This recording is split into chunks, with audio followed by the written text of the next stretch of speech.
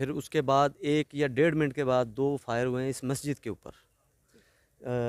चौथा जो फायर हुआ है वो एडमंड ब्लॉक है। ये बेसिकली ये जो आप घर देख के हैं ये लोकल आबादी है, और ये जो आप मस्जिद देख रहे हैं और एडमंड ब्लॉक देख रहे हैं ये है government health and educational complex.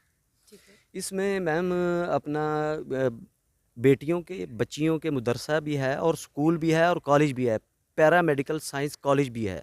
यहाँ पे बच्चियाँ भी पढ़ रही हैं, साइंस भी पढ़ रही हैं, दीन की तालीम भी हासिल कर रही हैं। और यहाँ पे बच्चों का भी सेम कॉलेज भी है, स्कूल भी है। तकरीबन 700 से लेके 800 बच्चों की तादाद है। बच्चियों की स्कूल की तादाद जो यहाँ पे लाहौर बोर्ड को टॉप भी करती हैं उनकी तादाद 750 के करीब है।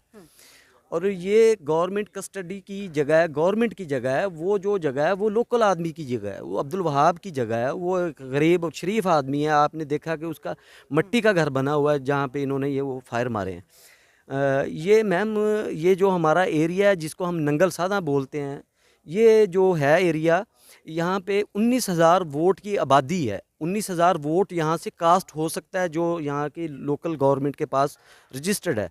तो आप मुझे ये बताएं 2-2.5 लाख की आबादी में कोई ट्रेनिंग सेंटर, कोई जिस तरह की मोदी मीडिया ने अफवाह और जो इसने कारनामा एक अल्लाह के घर को शहीद करके किया है, ये पता नहीं क्या चीज़ बताना चाह रहा है जो हमारी समझ से बालातर है। हम यहाँ के लोकल हैं, यहाँ पे हमारी अपना शुरू से रह रहे हैं और हम देख रहे हैं यहाँ से। तो वैसी जगह हो तो जो कैंप या जो उसने मशहूर किया हुआ है वो तो मुमकिन नहीं है। यहाँ से हम गुजरेंगे कैसे? अगर यहाँ पे कुछ अगर मुमकिन होता कि भी यहाँ पे कोई हो रहा है तो उसमें। एक सेकेंड, इसको बंद करें, अब दोबारा करें क्योंकि इतना लंबा क्लिप